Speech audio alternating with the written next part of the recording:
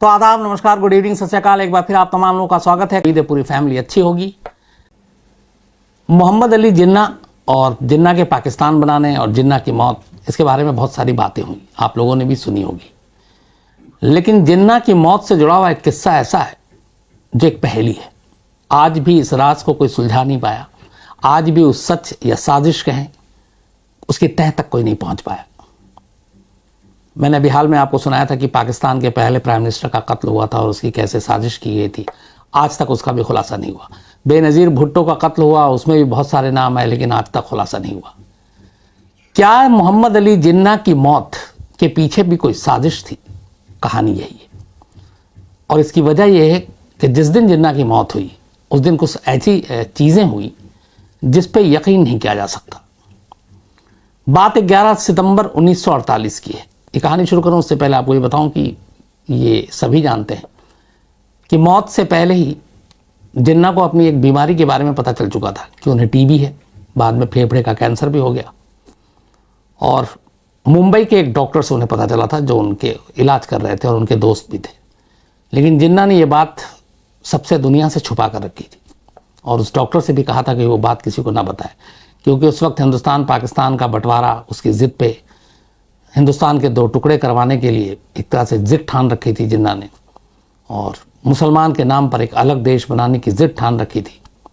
तो उन्हें लगता था कि शायद इस बीमारी के सामने आने से क्या वो ज़्यादा दिन बचेंगे नहीं, इस कोशिश में कुछ अड़चन आ सकती है। बीमारी को हमेशा छुपाया, लेकिन ये कहानी जो शुरू होती है वो शुरू होती है 11 सितंबर 1948, 11 सितंबर 1948। एक स्पेशल प्लेन पाकिस्तान के कराची के करीब मीरपुर एयरपोर्ट पे लैंड करता है। शाम का वक्त था। उस प्लेन में एक शख्स लेटा हुआ था, निहायत बीमार, बुरी तरह से बीमार, हालत ठीक नहीं थी। एयरपोर्ट पे ही आर्मी का एम्बुलेंस और कुछ आर्मी के अफसर वेट कर रहे थे इस प्लेन के लैंड करने का, जो कोयटा से कराची पहुंचा था। प्लेन लैंड करता है और इत्तेफाक देखिए कि ये 11 सितंबर 1948 की बात है। ठीक एक साल पहले जब जिन्ना दिल्ली से कराची पहुंचे थे, जब बंटवारा हुआ था, तो इसी एयरपोर्ट पे हज़ारों लाखों की भीड़ थी जिन्ना की एक झलक को देखने के लिए। लेकिन एक साल बाद खेल ऐसा पलटा कि भीड़ और कुछ नहीं, एयरपोर्ट पे खाली सन्नाटा, आर्मी के कुछ लोग, आर्मी की गाड़ियां और एक आर्मी का एम्बुलेंस। इस स्पेशल प्लेन से एक शख्स को स्ट्रेचर से उठाया जाता है और एम्बुलेंस में रखा जाता है। उनके साथ सिर्फ एक महिला थी जो उस बीमार की बहन थी। स्ट्रेचर पर लेटाने के बाद एम्बुलेंस अब वहां से रवाना होता है।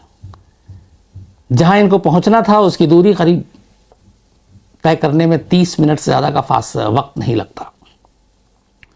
लेकिन एम्बुलेंस को काफ़ी धीरे धीरे ले जाया जा रहा था, क्योंकि उसमें एक बीमार था और कहीं गड्ढे और बाकी चीज़ों की वजह से गाड़ी हिले, पेशेंट को तकलीफ़ हो, इस बात का ड्राइवर ने ध्यान रखा जो उस आर्मी एम्बुलेंस को चला रहा था, और इसलिए गाड़ी की रफ्तार स्लो थी। 30 मिनट के बाद इस गाड़ी को अपनी मंजिल पर पहुंचना था। एम्बुलेंस चल रही है, लेकिन अचानक चलते चलते मंजिल से पहले ही बीच सड़क पर एम्बुलेंस बंद हो गई। पेशेंट की हालत ख़राब थी। उस वक्त वहाँ पे गर्मी भी थी, उमस भी था, पेशेंट को सांस लेने में भी तकलीफ हो रही है, और एम्बुलेंस अचानक बीच सड़क पर रुक गई। पूछा गया क्या हुआ, तो ड्राइवर ने जो जवाब दिया उस पर किसी को यकीन नहीं हो सकता था। ड्राइवर ने कहा कि पेट्रोल ख़त्म हो गया। अभी अंदाज़ा लगाइए कि एक एम्बुलेंस आमतौर पर इमरजेंसी के लिए इस्तेमाल होता है, और यहाँ पे उस एम्बुलेंस में वो शख्स लेटा हुआ है जो शायद पाकिस्तान का सबसे ज़्यादा मोस्ट वीवीआईपी, मोस्ट ताकतवर पर्सन, और जिस एम्बुलेंस में लेटा हुआ है उस एम्बुलेंस पेट्रोल रास्ते में ख़त्म। बीच सड़क पे गाड़ी खड़ी है, पेट्रोल ख़त्म हो गया है, पेशेंट की हालत ख़राब हो रही है और एक एक मिनट भारी है, क्योंकि उन्हें फौरी इलाज की ज़रूरत थी और इसीलिए प्लेन से आनन फानन में कराची लेकर आया गया था ताकि इलाज करने के लिए ले जाया जाए। लेकिन रास्ते में पेट्रोल ख़त्म। अब एक एम्बुलेंस में जो एक पेशेंट को लेने जा रहा है उसने टंकी क्यों नहीं चेक की, पेट्रोल क्यों नहीं चेक किया? ये राज अपने आप में एक राज है। जहाँ पे ये एम्बुलेंस रुकी हुई थी पेट्रोल न होने की वजह से, उसके दोनों तरफ खुला इलाका था और वहाँ पे सैकड़ों हज़ारों तंबू लगे हुए थे और उन तंबू में वो लोग थे जो बंटवारा अपने अपने हिस्से में लेकर आए थे। उन तंबू में लेटे हुए लोगों को ये पता ही नहीं था कि बीच सड़क पर एक एम्बुलेंस जो खड़ी है उसमें वो शख्स है जिसकी जिद की वजह से उन लोगों का यह हाल हुआ कि वो बेघर हुए। वो सैकड़ों हज़ारों लोग जो तंबू में थे वो मुहाजिर थे, बंटवारे के दौरान हिंदुस्तान से पाकिस्तान गए थे और इस बंटवारे की वजह थी वो एक शख्स जो उस वक्त उस एम्बुलेंस में लेटा हुआ था और उनमें से किसी को भी इस बात का पता नहीं था, एहसास नहीं था कि इस एम्बुलेंस में कौन सा शख्स लेटा हुआ है। करीब 30 मिनट के बाद पेट्रोल एम्बुलेंस में, उसके बाद एम्बुलेंस दोबारा चलती है और फिर ये एम्बुलेंस जो है कराची में उस वक्त गवर्नर जनरल थे, उनके घर में जाकर रुकती है। पेशेंट को निकाला जाता है, वहाँ डॉक्टर पहले से थे। डॉक्टर देखते हैं उस शख्स की हालत ख़राब थी। डॉक्टर कहते हैं कि एक तो हवाई सफ़र, ऊपर से फिर एम्बुलेंस का बीच में रुक जाना, गर्मी, इन सारी चीज़ों ने मिलाकर पेशेंट की हालत इतनी ख़राब कर दी है कि अब इसके बचने की उम्मीद बहुत कम है। डॉक्टर ये कहकर और देखकर वहाँ से चला गया। इसके ठीक जाने के बाद डॉक्टर ने कुछ दवा दी, वो मरीज़ सो गया। 2 घंटे के बाद उस मरीज़ की आँख खुलती है। हालत और बिगड़ चुकी थी। बराबर में उनकी बहन खड़ी थी। वो बहन को इशारे से बुलाते हैं और सिर्फ एक लाइन कहते हैं, खुदा हाफिज़, और इसके बाद वो दम तोड़ देते हैं। ये शख्स कोई और नहीं बल्कि पाकिस्तान को बनाने वाला, हिंदुस्तान के 2 टुकड़े करने वाला और जिसकी ज़िद की वजह से 2 टुकड़े हुए, मोहम्मद अली जिन्ना थे। मोहम्मद अली जिन्ना, जिन्हें पाकिस्तान में कायदे आज़म भी कहा जाता है। तो मोहम्मद अली जिन्ना की मौत हो गई और वो मोहम्मद अली जिन्ना जो पाकिस्तान में एक वक्त सबसे ताकतवर शख्स, उस मोहम्मद अली जिन्ना को एयरपोर्ट से जिस आर्मी के एम्बुलेंस में लाया गया, उस एम्बुलेंस में पेट्रोल रास्ते में ख़त्म हो गया। रास्ते में उस मरीज़ को, जिसको उस वक्त सख्त ज़रूरत थी डॉक्टर और इलाज की बेहतर तरीके से, उस एम्बुलेंस में भी कोई ऐसा डॉक्टर नहीं था जो बहुत ज़्यादा जानकार हो, एक जूनियर टाइप का। ऐसे में एम्बुलेंस का पेट्रोल ख़त्म होना, बीच में इतना कीमती वक्त बर्बाद होना बहुत सारे शक और सवाल पैदा करता है। खैर, जिन्ना की मौत हो गई। अब यहाँ 2 चीज़ें थी। मोहम्मद अली जिन्ना के बारे में यह है कि वो शिया थे। 2 चीज़ें होती हैं, आपको पता है, मैंने कहानी भी सुनाई, शिया और सुन्नी का फ़र्क। तो पाकिस्तान जब बना तो पाकिस्तान की हुकूमत, पाकिस्तान के अधिकारी ये नहीं चाहते थे कि मोहम्मद अली जिन्ना का शिया वाला चेहरा सामने आए आवाम के, इसलिए वो सुन्नी रीति रिवाज के हिसाब से मोहम्मद अली जिन्ना का अंतिम संस्कार या आखिरी रस्म पूरी करना चाहते थे। लेकिन मोहम्मद अली जिन्ना की बहन चाहती थी कि शिया तरीके से जो सारी चीज़ें होती है आखिरी रस्म पूरी की जाए। कहते हैं गवर्नर जनरल के उस बंगले में ही 3-4 शियाओं को बुलाया गया, उन्हीं के हिसाब से फिर उनको गुस्ल कराया गया, नमाज जनाजा पढ़ा गया और ये सारी चीज़ें शियाओं के हिसाब से की गई। उस वक्त एक दूसरे कमरे में पाकिस्तान के पहले प्रधानमंत्री लियाकत अली ख़ान भी मौजूद थे, लेकिन चूंकि वो सुन्नी थे इसलिए वो शिया वाली इन रस्मों में उनको शामिल नहीं किया गया।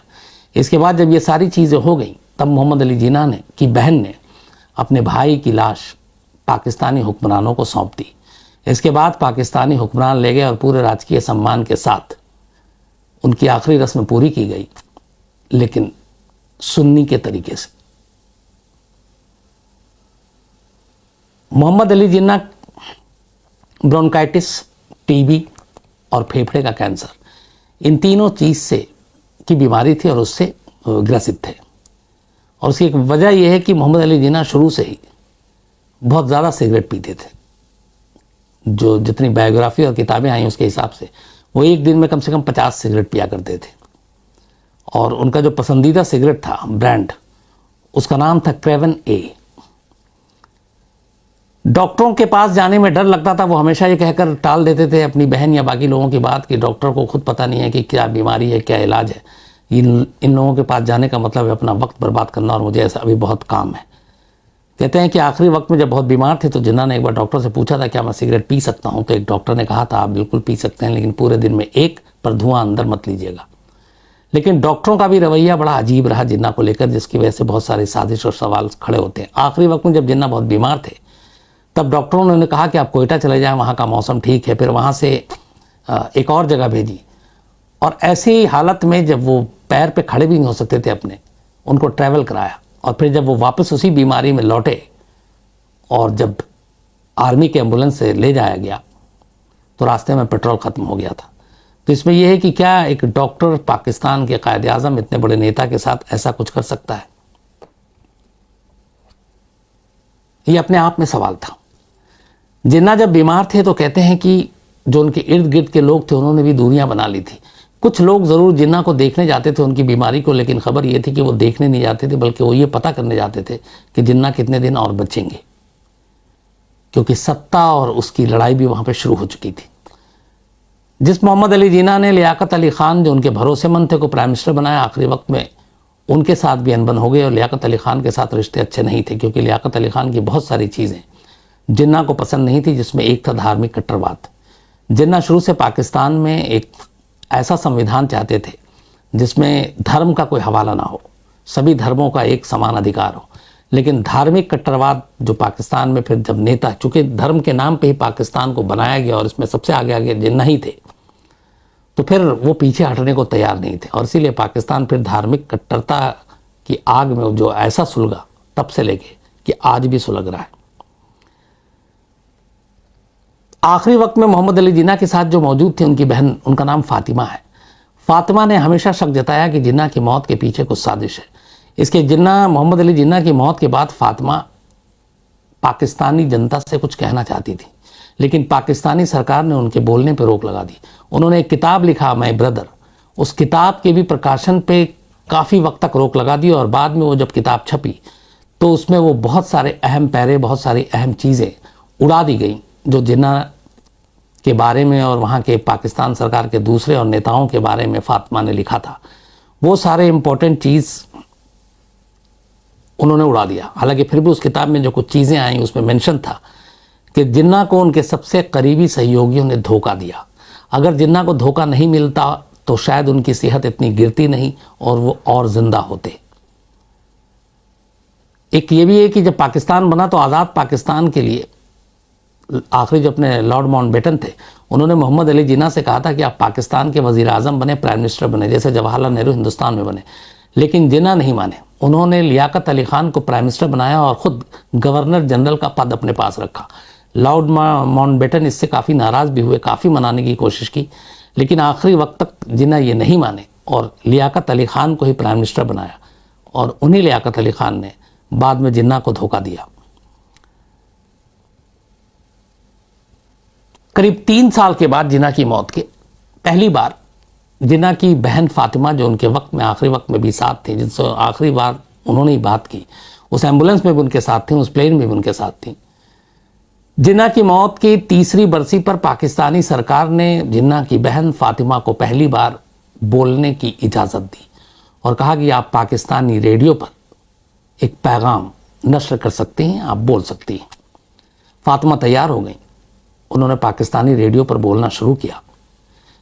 वो प्रसारण चलता रहा, लाइव प्रसारण था रेडियो पर। जितना उन्होंने शुरू में बोला वो सब लाइव चलता रहा। जैसे ही फातिमा ने उस सितंबर 1948 एम्बुलेंस आर्मी की बात, जब पेट्रोल ख़त्म हो गया, बीच सड़क पे गाड़ी रुक गई थी, ये उन्होंने बोलना शुरू किया कि जिन्ना की मौत की शुरुआत कैसे एक सड़क पे एम्बुलेंस से हुई। उसी वक्त उस रेडियो का प्रसारण रोक दिया गया। यानी जैसे ही जिन्ना की मौत की बात उनके मुंह से निकली, रेडियो का प्रसारण काट दिया गया, रोक दिया गया। फातिमा ने हमेशा शक जताया और इस प्रसारण के रोकने के बाद उनका शक और यकीन में बदला। उन्होंने कहा कि बहुत मुमकिन है कि जिन्ना की मौत की ये पूरी साजिश थी और ये एम्बुलेंस और उसका पेट्रोल ख़त्म होना एक साजिश का हिस्सा था। हालांकि इसकी कभी कोई जांच नहीं की गई। और देखिए कैसे होता है कि मोहम्मद अली जिन्ना की इन सारी चीज़ों की मौत हुई, एम्बुलेंस में पेट्रोल खत्म एंड टाइम पर, इतने बड़े शख्स की टंकी तक नहीं देखी गई जिसमें उसको लाया जा रहा है, इमरजेंसी है, तो उसकी जांच और बाकी चीज़ें नहीं आई। और उस वक्त प्राइम मिनिस्टर थे लियाकत अली खान, और उसके कुछ वक्त के बाद उन्हीं लियाकत अली खान को कंपनी बाग में गोली मार दी जाती है, और उन लियाकत अली खान के कत्ल की भी जांच अगली सरकार उतनी सीरियसली नहीं करती। तो ये एक शुरू से चला रहा पाकिस्तान में, यही चीज़ें शक और सवाल खड़े करती हैं कि ऐसा है क्या। तो उनकी बहन को फिर यकीन हो गया कि हो ना हो ये एक साजिश है, पर सवाल ये था कि जिन्ना को मारने की कोई क्यों साजिश करेगा। वो शख्स जिसने लड़ाई लड़कर हिंदुस्तान के 2 टुकड़े करवा दिए, वो शख्स जिसने अपनी जिद के बलबूते पर मुसलमानों के लिए पाकिस्तान का देश अलग से बनवा दिया, वो शख्स जिसकी वजह से लाखों लोग इधर से उधर हो गए, घर बार छोड़ना पड़ा, उस शख्स के खिलाफ कैसे पाकिस्तान के अंदर साजिश हो सकती है। तो उसमें भी बहुत सारे लिंक आए। उसमें कहा गया कि असल में जिन्ना जो थे, जब तक उन्हें मालूम था, जिन्ना को आज़ादी से पहले जब अंग्रेज़ों की हुकूमत थी, कि हिंदुस्तान में, हिंदुस्तान की राजनीति में सीधे सीधी राजनीति करके वो अपनी जगह नहीं बना सकते, क्योंकि यहाँ पहले से जवाहरलाल नेहरू और ये सब, इन सब का कद बड़ा था, और ऐसे चीज़ों में सीधी सपाट मांगने में पाकिस्तान में नहीं बन सकता। उनके सलाहकार ने तब उन्हें आइडिया दिया था कि एक ही शर्त पे ये 2 टुकड़े हो सकते हैं, तुम मुसलमानों के नाम पे एक देश मांगो। और चूंकि उस वक्त ईस्ट पाकिस्तान, वो जो सारी चीज़ें थी, आप बांग्लादेश और उधर मुस्लिम पॉपुलेशन ज़्यादा, तो उस चीज़ को उन्होंने एक राजनीतिक हथियार के तौर पे इस्तेमाल किया। वरना जिन्ना के बारे में शुरू से है कि जिन्ना कभी कट्टर मुस्लिम भी नहीं थे, बल्कि उनके बारे में ये भी है कि कभी 5 वक्त की नमाज भी शायद नहीं पढ़ी, सिगरेट, शराब, सब कुछ, और जो धार्मिक कट्टरवाद है उससे दूर दूर का लेना देना नहीं था, क्योंकि पश्चिमी सभ्यता और उन्हीं लोगों के बीच उठना बैठना, तो वो सेकुलर पाकिस्तान के संविधान की रचना करने जा रहे थे, और वहाँ के बहुत सारे लोगों को ये बर्दाश्त नहीं हुआ, क्योंकि वो चाहते थे कि पाकिस्तान सिर्फ और सिर्फ एक इस्लामिक राष्ट्र बने, और ये 48 से ही चला रहा है, जो आज भी मौजूद है।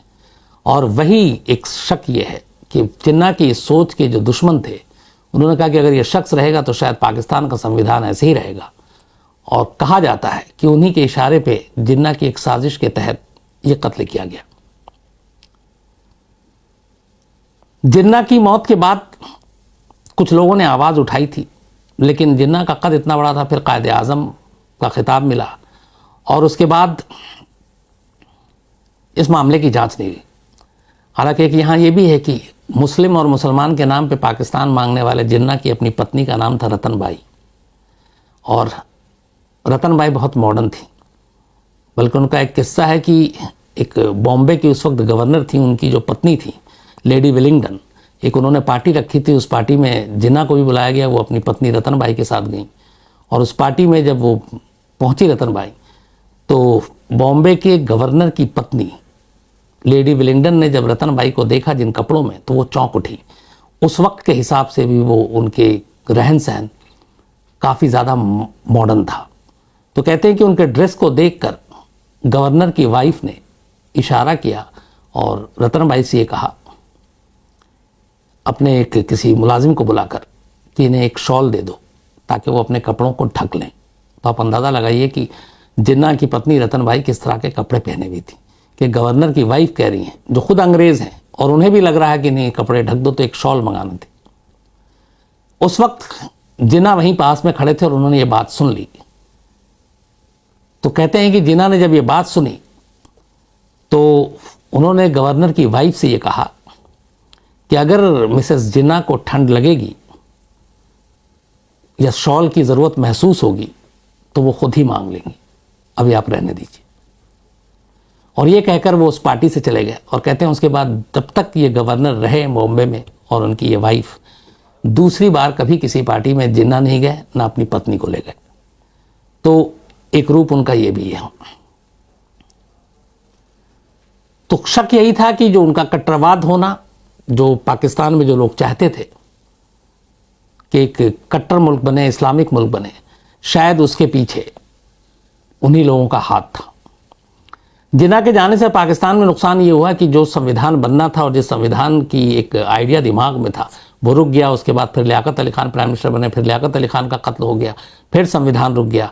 तो शायद वो संविधान बाद में 70 या 75 जो कि हमारे यहाँ शायद 48 उसमें बना था, वो बहुत 49 पाकिस्तान में बहुत लेट बना। और इसीलिए इतने सालों तक, अब चूंकि पाकिस्तान का कानून क्या होगा, संविधान क्या होगा, कौन क्या करेगा, कैसे रहेगा, क्या पहनेगा, क्या खाएगा, क्या बोलेगा, कैसे अपने अपने धार्मिक हकों का इस्तेमाल करेगा, इन चीज़ों के बारे में पूरा एक तरह से कन्फ्यूज़न था।